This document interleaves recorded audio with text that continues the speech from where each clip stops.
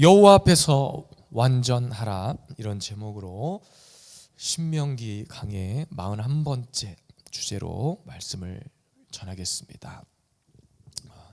이 시대는요, 여러분, 제가 여러 번 말씀 중에, 설교 중에 이야기하지만 정말로 진리가 혼탁해져 버린 그런 시대가 됐습니다. 인터넷이나 이런 데를 보면 각종 이런 말씀들이 막 쏟아져 나오죠.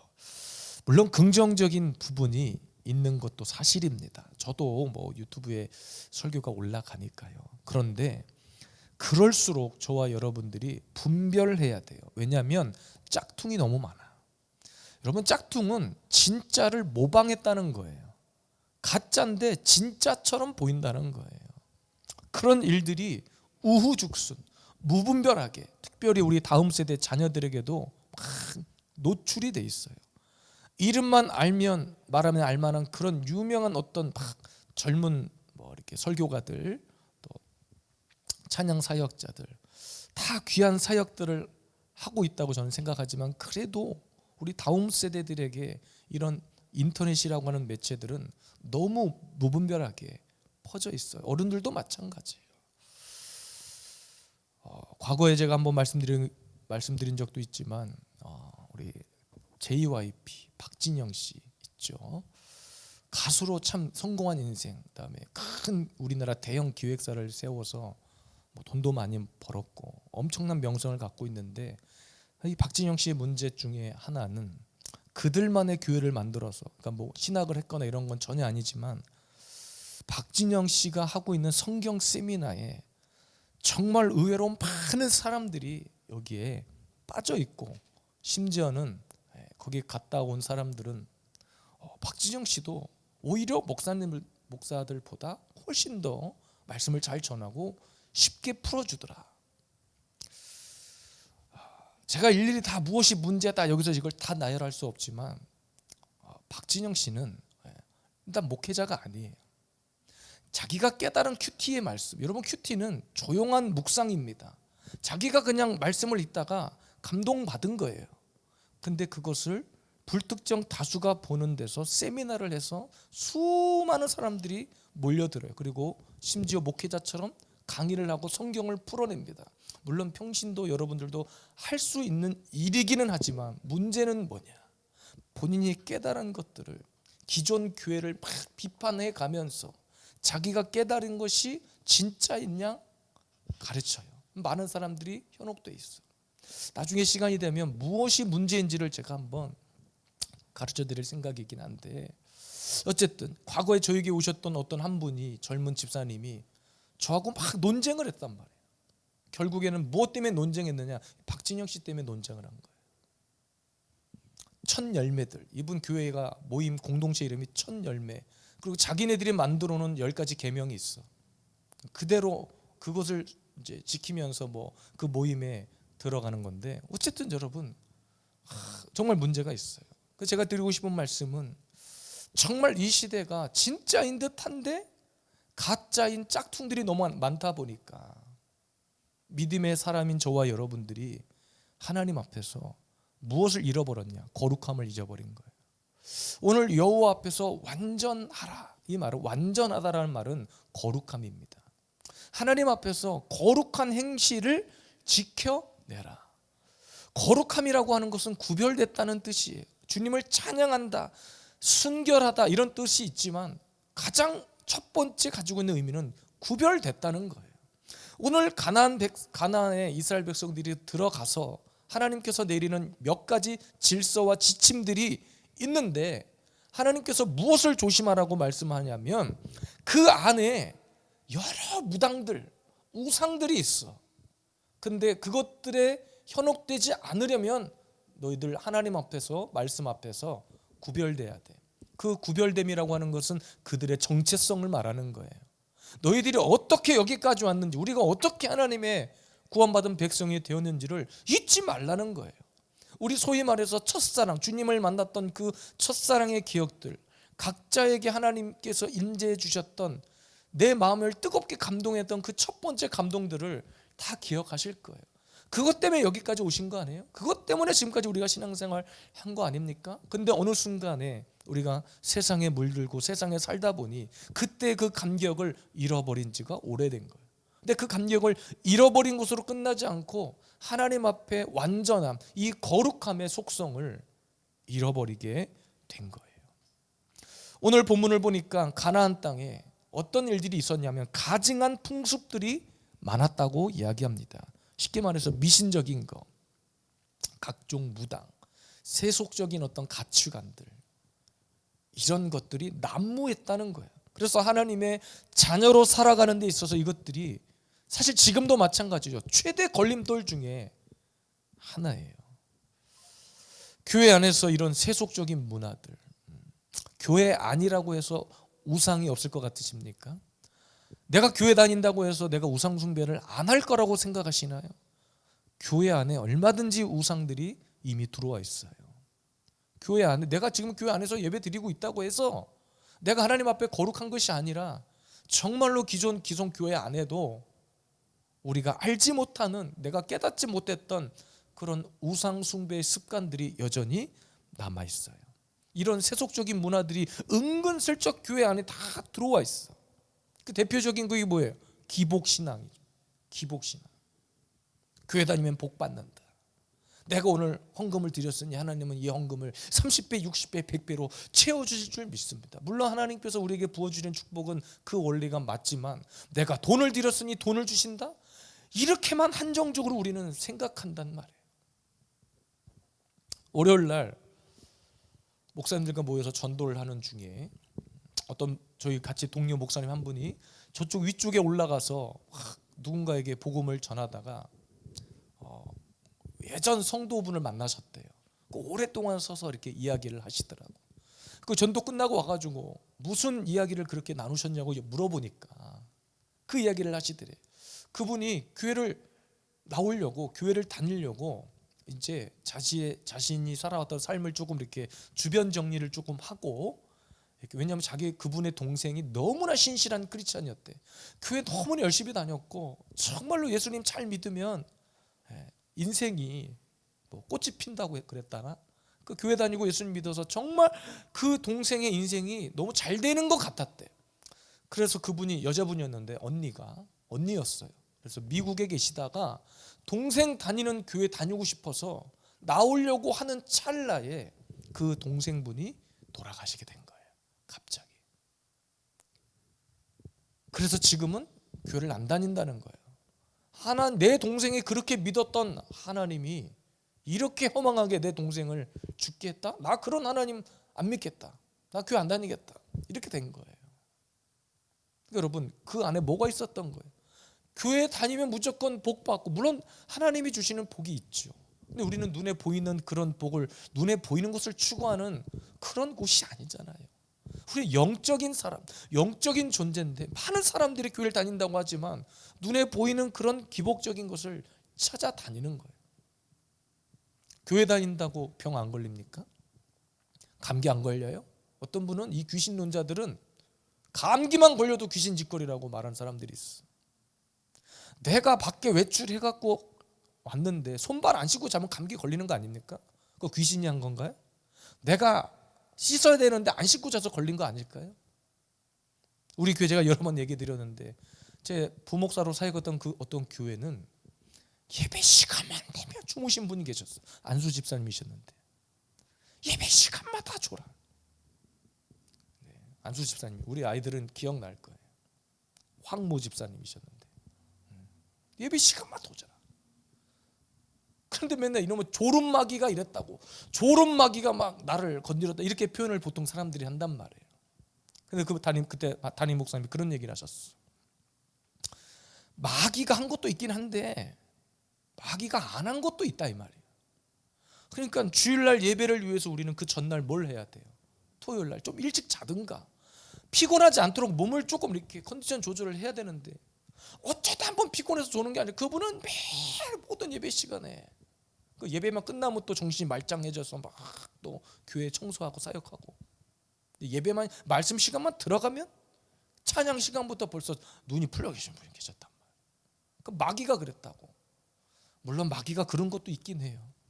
그런데 우리가 하나님 앞에 내 의지를 가지고 우리가 준비해서 우리가 해야 될 일도 있는 거예요. 그러니까 기복신앙이에요. 어떤 사람은 교회 열심히 다니던 분인데 죽을 때가 됐어. 근데 천사가 보이는 것이 아니라 검은 갓을 쓴 사람이 보인다는 거예요. 그런 분들은 모르긴 몰라도 뭔가 신앙생활에 분명한 문제가 있었을 것 같아요. 11조를 드리면 복받고 곳간이 채워진다고 했는데, 여러분 11조를 많이 잘 드리고 하나님 앞에 헌금을 많이 드렸더니 곳간이 물론 채워진 분도 있지만 대부분은 오히려 마이너스가 되거나 아니면 밑 빠진 독에 물 붓기가 되거나 그런 경우가 많아요. 그럼 하나님 살아계시지 않는 겁니까? 내가 11조를 오늘 100만 원을 했으니까 하나님이 언젠가는 내게 200만 원으로 돌려주실 날이 있을 거야. 물론 틀린 말은 아니, 그런 믿음을 갖는 것 자체는 좋아요. 그런데 그렇게 하지 아니하실지라도의 믿음이 없었다는 거예요. 우리에게는 뭘 줘야만, 내가 받아야만, 뭘 누려야만 하나님 살아계신 거고, 그렇게만 생각한다는 거예요. 여러분, 예수님 믿어도 중환병에 걸릴 수 있어요. 예수님 믿어도 교통사고 날 수 있어요. 우리가 이 땅에 사는 동안 어떤 일이 어떻게 일어날지 몰라. 그러나 중요한 것은 세상과 우리가 다른 점, 완전한 그 구별된 거룩함이 뭐예요? 우리에게는 천국에 대한 소망이 있다는 거고, 믿지 않는 세상 사람들에게는 그냥 죽음 이후에 지옥의 문이 기다리고 있다는 거. 그게 가장 큰 핵심 아닌가요? 많은 사람들이 여기서 헷갈려요. 그래서 저와 여러분들은 항상 하나님 앞에서 완전함으로, 거룩함으로 내 속사람을 강건케 해야 될 줄로 믿습니다. 오늘 가나안에 들어가는 이스라엘 백성들을 향해서 하나님께서 너희는 하나님 앞에서 완전해라. 가나안에 들어갔다고 끝이 아니라 들어가는 순간 너희들을 무너뜨리는, 너희들을 유혹하는, 너희들을 미혹하는 수많은 것들이 있을 것이다. 오늘 말씀 가운데 오늘도 저와 여러분들의 삶이, 모든 행위가 하나님 앞에서 완전하게 되시기를, 거룩함에 이르는 주의 백성들 되시기를 축복합니다.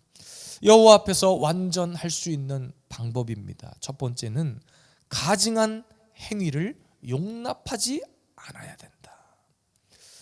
9절부터 11절까지인데 11절만 좀 읽을게요. 진언자나 신접자나 박수나 초혼자를 너희 가운데 용납하지 말라. 9절 말씀 시작할 때 끝에 보니까 그 민족들의 가증한 행위를 본받지 말 것이니 그랬습니다. 오늘 말씀해 보니까 그 민족들의 가증한 행위라고 했습니다. 여기서 가증하다라고 하는 성경에 기록된 원문 뜻을 살펴보니까 구역질나다 이런 뜻이 있어요. 이 가증한 행위는 뭐냐? 구역질나는 행위, 우상 숭배, 그 행위들을 성경에 기록하고 있죠. 10절부터 보니까 자식들을 불 가운데로 지나가게 하고, 미쳤죠. 자식들을 불 가운데로 지나가게 하는 일들이 있었단 말이에요. 그러니까 점쟁이, 길흉. 이 길흉은 뭐냐면요, 징조를 말하는 자다라는 뜻입니다. 그래서 어떤 특정한 행위나 이 시대의 이슈들을 가지고 이것이 어떤 징조네, 앞으로 어떻게 될 거니네, 마치 예언하듯이 그렇게 징조를 해석하는 사람들을 당시에 길흉을 말한다 그랬습니다. 그리고 요술, 무당들, 이런 무당이란 말의 의미는 속삭이다, 그리고 흐리다, 흐리게 하다라고 하는 뜻을 가지고 있어요. 그러니까 여러분, 영적으로 정말 가나안에도 그랬고 지금 이 시대도 그렇고 영적으로 구역질나게 하는 행위들이 얼마나 많은지 몰라요. 하나님 앞에서 이런 가증한 일들을 행하는 자들이 얼마나 많은지 몰라요. 오늘 9절 말씀에 그들의 가증한 행위를 본받지 말라 그랬어요. 본받지 말라라고 하는 것은 단순히 배우고 따라하는 것을 넘어서 배우고 연습하는 단계까지 나아가는 것을 말하는 거예요. 11절에 보니까 용납하지 말라 또 그랬습니다. 비슷한 단어 같지만 용납하지 말라 이 말은 확실한 거절의 뜻을 가지라는 거예요. 잘라내라는 거예요. 그리고 그것들을 기대지 말라, 그것들을 의지하지 말라는 겁니다. 그러니까 여러분, 여호와 앞에서 완전하게 행할 수 있는 첫 번째 비결은 뭐냐? 그 거룩함 속에 세속적인 가치관들, 세상의 경험들, 이론들, 교회 안에 침투하는 것을 철저하게 막으라는 거예요. 그러니까 여러분, 죄를 대하는 태도는 언제나 단호해야 됩니다. 용납을 해도 되고 안 해도 되는 것이 아니라, 이것을 해도 큰 죄가 있고 작은 죄가 있고, 뭐 작은 죄는 조금 해도 되고 큰 죄는 하면 이 정도의 수준이 아니라, 죄를 대할 때는 언제나 단호함이 있어야 돼요. 여기서 용납하지 않는다는 것은 단호함이에요. 단호함. 누가 봐도 죄악이라는 것을 알아. 여러분, 이 시대에 행해지고 있는 많은 죄악들을 보세요. 정치를 하는 사람들이 법안을 만든다고 하는데 낙태를 합법적으로 허용하는 법을 만들지를 않나. 포괄적 차별금지법을 통해서 여러분 제가 흥분하고 말씀드렸지만 종교법인을 해산하려고 하는 법도 만들어놨어. 겉으로는, 표면적으로는 뭐 이단들, 신천지, 통일교를, 이런 불법 단체들을 통제하겠다라고 하는 거지만, 그 속 안에 면밀히 그 법안을 살펴 들어가 보면 마찬가지예요. 저도 제가 만약에 어떤 뭐 정부를 강단에서 설교 시간에 비판했다거나 그러면 그것을 검증하는 공무원들이 나와서 보고 뭐 경고 조치하고 벌금은 3천만 원, 뭐 가징금 뭐 해가지고 3천만 원, 또 돈을 안 내면 6천만 원, 배로 올라가는 거예요. 9천만 원, 이런 식으로 벌금을 때리겠다. 안 되면 교회를 강제로 폐쇄하겠다. 말이 종교법인이지 다 들어가 있는 거예요. 에베소서 4장 27절 말씀입니다. 마귀에게 틈을 주지 말라. 여러분, 과거에 우리나라의 성수대교가 무너진 적이 있어요. 삼풍백화점이 무너진 적이 있습니다. 근데 그거 왜 무너졌는 줄 아십니까? 갑자기 무거운 게 확 뭐 떨어져가지고 무너진 게 아니에요. 작은 미세한 균열을 방치했기 때문에 그것이 쌓이고 쌓여져서 무너졌어요. 죄는 나도 모르는 사이에 내가 허용하는 거예요. 그래 내 안에 들어와서 그 죄가 자리를 잡게 되는 거예요. 작은 것을 용납해 주는 순간, 그것이 죄인지 모르고 행하는 순간 그것이 쌓이고 쌓여져서 이제는 무뎌져 감각이 없어지는 거예요. 죄를 지어도 죄인 줄 몰라요. 한순간에 무너지는 거예요. 오늘 가나안의 입성을 앞둔 이스라엘 백성들에게 하나님께서는 모세를 통해서 아주 강력한 경고의 메시지를 던져준 거예요. 가나안에 들어갔다고 끝이 아니야. 너 교회 나왔다고 끝이 아니야. 너 세례 받았다고 끝이 아니야. 그 이후에 더 치열한 영적 전투의 싸움을, 그런 삶을 살아야 되는데 쉽지 않아. 그러나 한 가지를 기억해라. 용납하지 말아라. 그 가증한 행위를 보거든 쉽게 용납하지 말아라. 여러분, 이스라엘 백성들 입장에서 얼마나 신기했겠어요. 하나님만 알고 살다가 딱 들어가니까 비슷한 사람들이 있네. 하나님은 눈에 보이지 않는데 늘 음성으로만 들려지고 모세를 통해서만 율법을 받았는데, 아니 저 사람들 보니까 막 신기한 예언도 하고 막 요술을 부리고 자녀들을 불 가운데로 지나가게 하고 길흉을 말하고 신기한 일들이잖아요. 이때 이스라엘 백성들이 정체성의 혼란을 가지고 오는 거예요. 이때 무너지는 거예요. 이것이 무엇인지를 분별해야 돼요. 여러분, 이 시대에 정말 탁월한 은사를 가진 사역자들이 많죠. 저는 너무 귀하다 생각합니다. 그런데 무너지는 모습을 보니까 무엇 때문에 무너지느냐? 교만 때문에 무너지더라고요. 돈 때문에 무너지더라고요. 사람 때문에 무너지더라고요. 그러니까 하나님을 높여야 할 자리에 어느 순간 자신이 올라가 있는 거예요. 그래서 말씀 안에서 행해지는 사역이 아니라 어느 순간 막 가스라이팅을 하거나 사람들을 미혹하거나 자신을 따르게 하거나 기존의 교회를 막 질서를 파괴시키거나,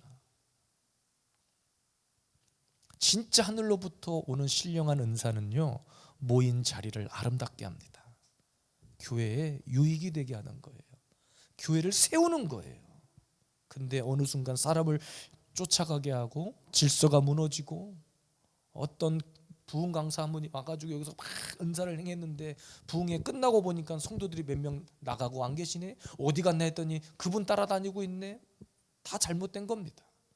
따라온다고 해도 가서 당신 교회 열심히 섬기세요라고 말할 수 있어야 되는 거예요. 무당들도 그렇죠. 여러분, 오래된 가문의 문제를 딱 해결하려고 무당을 찾아갔는데 막 계속 돈을 요구하거나 아니면 점을 봤으니까 복비가 얼마인가요? 그러면 영화나 드라마 같은 거 보면 무당들이 어때요? 어디서 부정타게 돈 얘기를 함부로 하고 그래. 근데 사실은 그 말 속에는 알아서 많이 갖다 집어넣으라 이 말이에요. 그리고 막 적게 내면 문제 해결이 안 된다는 둥. 부적을 안 사면 2천만 원짜리 부적을 안 쓰면 문제가 해결되다가 만다는 둥. 몇십 년 전에 돌아가신 시부모님이 나타나가지고 뭐 막 한다는 둥. 당신 마당에 100년 된 고목나무 있지 않냐고. 없는데요? 없는 걸 다행히로 알라고 엉뚱한 소리 나는 거예요. 그게 무당들이 하는 짓거리가 그런 거예요. 교회 안에서도 얼마든지 나도 모르는 사이에 이런 일들이 행해져요. 헌금을 강제로 하라고 한다든 둥, 액수를 정해서 말해준다는 둥. 물론 헌금은 하나님 앞에 드리는 거예요. 사람 앞에 드리는 것이 아니라 하나님 앞에 감사해서 드리는 거예요. 얼마든지 하나님이 기뻐 받으십니다. 그런데 누군가를 통해서 당신 얼마 헌금하랍니다. 당신 얼마 헌금 안 드리면 망한답니다. 이거 다 조심해야 돼요. 그래서 여러분, 예수님도 귀신에게 뭐라고 했냐면 더러운 귀신아 거기서 나오라고 그랬어. 귀신을 더럽다고 했어요. 더럽다고. 아까 가증한 것의 뜻이 뭐라고 그랬습니까? 구역질 나는 거라고 그랬죠. 예수님도 귀신에게 더러운 귀신아. 마가복음 5장 8절에 보니까 이는 예수께서 이미 그에게 이르시기를 더러운 귀신아 그 사람에게서 나오라 하셨습니다. 똑같은 거예요. 가증한 행위들, 구역질 나는 거, 더러운 거 같은 뜻입니다. 마귀는 여러분, 또 귀신은요, 언제 내 안에 들어오는가? 이것은 내가 문을 열어줬기 때문에, 용납하지 말아야 될 것을 용납해버렸기 때문에 그렇습니다. 물론 예수님의 권세로 얼마든지 거부할 수 있고 굴복시킬 수도 있어요. 그래서 오늘 본문 13절에 내 앞에서 너는 완전해라. 거룩함의 정체성을 잊지 말아라. 너가 누구인지, 너는 세상의 자녀가 아니라 어둠의 자녀가 아니라 빛의 자녀, 하나님의 자녀라는 사실을 잊지 말아라. 그것이 오늘도 여호와 앞에 완전할 수 있는 첫 번째 비결임을 여러분 기억하시기를 바랍니다. 두 번째는 조금 짧은데 오늘 마저 다 정리하겠습니다. 여호와 앞에서 완전하게 행하는 두 번째 비결은 길흉과 점쟁이의 말을 듣지 말아야 된다. 14절입니다. 내가 쫓아낼 이 민족들은 길흉을 말하는 자나 점쟁이의 말을 듣거니와 내게는 내 하나님 여호와께서 이런 일을 용납하지 아니하시느니라 그랬습니다. 여러분, 이스라엘 백성들의 정체성과 관련된 문제라고 제가 거듭 말씀드렸습니다. 그들의 첫 번째 정체성은 누구의 말을 듣느냐의 문제였습니다. 우리가 신명기서를 초반에 공부했지만 신명기 6장에 유명한 그들의 정체성을 가지고 있는 말씀이 나옵니다. 우리가 잘 알고 있는 쉐마죠. 이스라엘아 들으라. 신명기 6장 4절입니다. 이스라엘아 들으라. 우리 하나님 여호와는 오직 유일한 여호와이시니, 그러니까 유일한 하나님의 말씀만 듣도록 부름받은 백성이 이스라엘 백성들이에요. 그런데 가나안에 들어가서 어떻게 된 거예요? 자꾸 다른 음성 들은 거예요. 자꾸 엉뚱한 소리를 들은 거예요. 이스라엘의 범죄의 시작이 바로 거기서부터, 언젠가부터 하나님의 말을 듣는 것이 아니라 자꾸 세상의 음성, 땅의 음성을 듣기 시작한 거예요. 심지어는 모세에게 대들기까지 했어요. 우상을 만들어버리기까지 했어요. 우리가 왜 거룩함에서 멀어지는가? 하늘의 음성을 듣지 못하거나 아니면 들으려고 하지 않거나. 지금 저와 여러분들에게 나타나는 이 시대의 교회 안에 있는 가장 치명적인 영적 문제 중에 하나는 정확한 하나님의 음성을 들으려고 하지 않는다는 거예요. 그래서 제가 여러 번 말씀드렸지만 기도도 내 할 말만 다 해놓고 하나님의 음성 듣지 않고 떠나가는 경우가 많아요. 그래서 성경은 믿음을 이야기할 때 믿음은 들음에서 난다 그랬어요. 들어야 믿음이 생긴다는 거예요. 무슨 말을 듣느냐, 어디서 누구에게 어떤 말을 듣느냐가 너무나 중요한데 저와 여러분들에게는 하나님의 말씀이죠.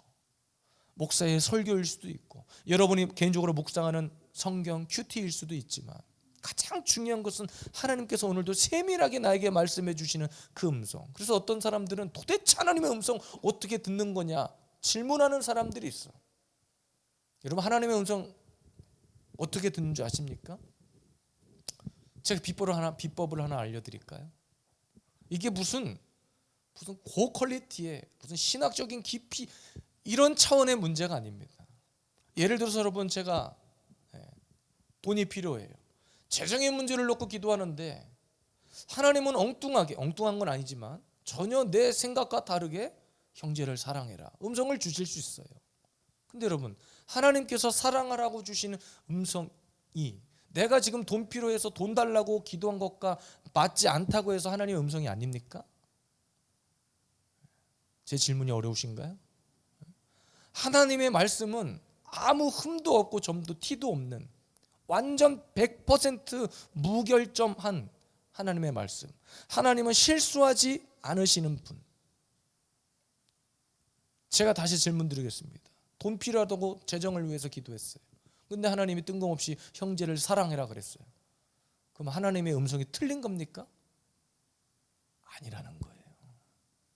지금 내가 필요한 건 돈인데 하나님은 느닷없이 내 마음 가운데 형제를 사랑하라 그랬어.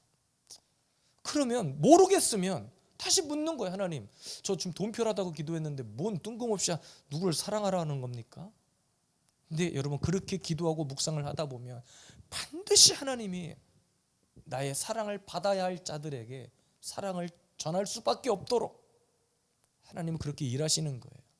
근데 여러분 마태복음 6장에도 보니까 기도를 하는데 이렇게 기도하래.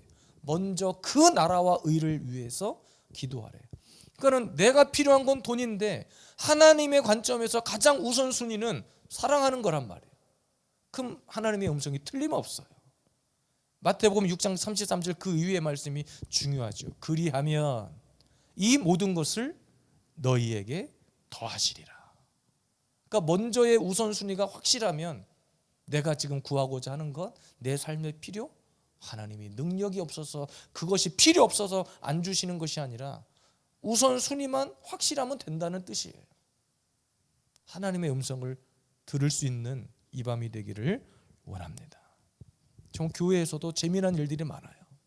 제가 무슨 광고를 하면 그렇게 많은 성도들이 있는 것도 아닌데 광고를 듣는 내용들이 다 다르시더라고. 저는 분명히 5월 둘째 주 연합예배를 말씀교회에서 드립니다. 교회에서 1시 반에 출발합니다. 이렇게 광고를 하잖아요. 그럼 5월 10일 사람들이 그래요. 예배 끝나고 5월 10일 어디 간대. 5월 10일 날을 밥을 안 준다. 저는 밥 얘기를 꺼내지도 않았어. 근데 5월 10일 날은 밥을 안 준대. 5월 10일 날은 예배가 없다네. 별의 별 얘기들이 다 나오는 거예요. 그래서 우스갯소리로 출애굽할 때 광고 못 듣는 사람들은 출애굽 제대로 못했다잖아요. 듣는 게 다 다르다는 거예요. 무슨 말을 듣느냐. 오늘 저와 여러분들은 하늘의 음성을 들어야 할 줄로 믿습니다. 하나님의 음성 듣고 들려진 음성대로 순종해 보세요. 그리고 여러분 우리 구할 것은 이미 주님이 아신다고 했어. 물론 그래서 그거 구하지 말라는 것이 아니에요.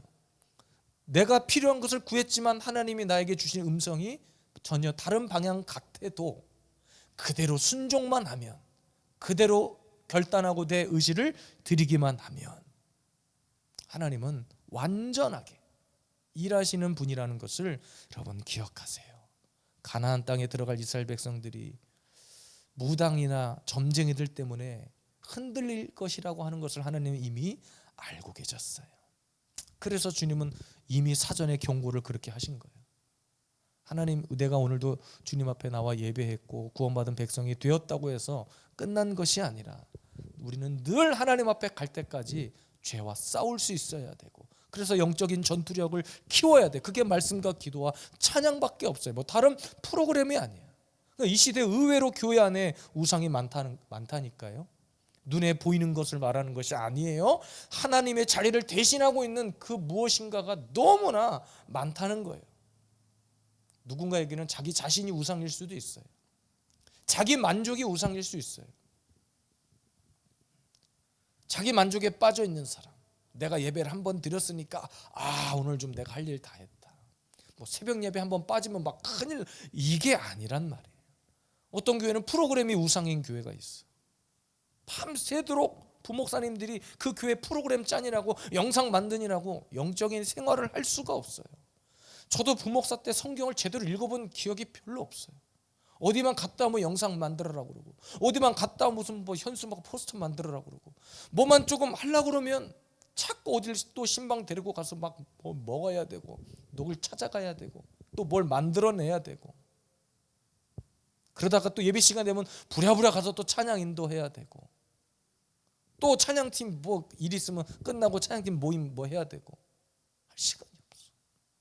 근데 정말 중요한 것은 하나님 앞에 내가 말씀과 기도로 거룩해지는 거예요. 오늘도 가나안에 들어가는 이스라엘 백성들 앞에 너희는 여호와 앞에 완전해라. 가서 이런저런 말이 들릴 수 있어. 그러나 누구 말만 들으면 되는 거예요. 이스라엘 백성들이 사는 방법은 하나님 말만 들으면 돼. 오늘도 저와 여러분들이 이 땅 가운데 살 수 있는 비결은 하늘의 음성을 듣는 거임을 기억하십시오. 여호와 앞에서 완전히 행하는 것, 거룩함의 정체성을 붙드는 것, 오늘도 끝내 이 말씀으로 승리하는 우리 모두가 되시기를 주님의 이름으로 축복합니다.